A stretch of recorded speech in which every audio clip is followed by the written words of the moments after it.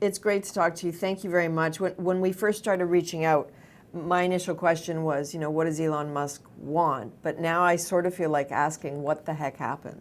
Well, it was kind of a disaster, right? I mean, he came in guns blazing, use an American term, and went out with his tail between his legs, I think. He's accomplished almost nothing, created all kinds of havoc, ruined his personal reputation. I'm saying it's way for how rich he is. He's always going to be rich, so that doesn't really, the ending for him, at least financially, be fine. But he really has tarnished himself rather significantly and not really brought reform to the government, even if that's a laudable thing to do. A lot of people have tried before him, but he did everything in such a performative, narcissistic way, it made it impossible to succeed. When you say his tail between his legs, I mean, are you kind of firmly of the view that leaving was not his idea? Or do you think maybe it was his idea? I think he does whatever he wants. I think he got to the government, found himself not very effective in terms of finding cuts, and then sort of did everything again in this performative chainsaw-wielding way, which was kind of all about him and nothing about the task. Targeted agencies, a very small amount of agencies that actually give the United States a lot of soft power around the globe, got rid of regulators that are bothering his personal businesses. And then didn't have much savings to speak of. I mean, anyone who's read this, right, who's read your book, like pawed over it the way we have, would say that you're like the least surprised person. Yes, I was when he got there. I said nothing would happen. It would all be hand-waving, and that's what it was. Because at his companies, he's used to going in, and he says, this rocket goes up, this rocket doesn't, this is what happens, this is where we're cutting costs, this is where we're not. And it happens because he's the singular chief executive there. And the federal government doesn't work like that. We operate in a system of checks and balances. We have Congress. We have cabinet members. Power is dispersed for a reason, and there is friction for a reason. It's not just because the government's incompetent. It's designed to be full of friction. And Elon operates in a situation, as does much of Silicon Valley, where they want seamlessness. They use that word a lot, seamlessness. Well, the government isn't seamless. Solving poverty isn't seamless. Dealing with all kinds of complex services the government delivers isn't seamless.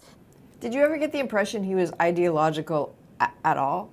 In a very light way. I find a lot of these tech people aren't very knowledgeable about civics or history or English or anything else or philosophy. They have a lot of philosophies and they spout them, but they do. It's sort of like Kant for dummies, right? Whatever they quote, I'm like, that's not what was meant. Or even when they're quoting the First Amendment, I'm like, you didn't read it, did you? It's short and first, so you might try.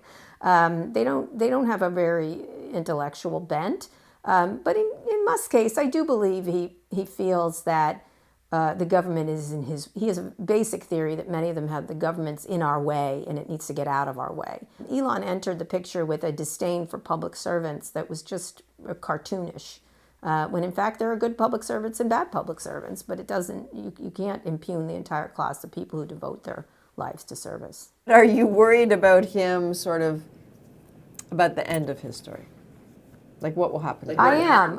I don't care what happens to him. I think he's shown himself to be a really unpleasant character in our history, unfortunately. He started off very promising, interesting, one of the more interesting people I ever covered.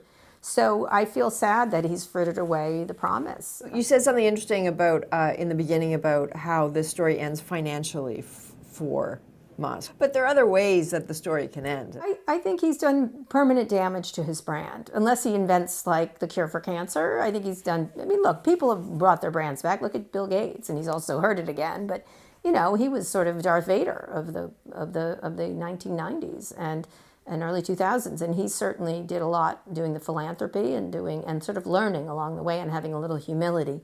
So you can recover your brand. Look at he's got the means and the money and probably the investor support.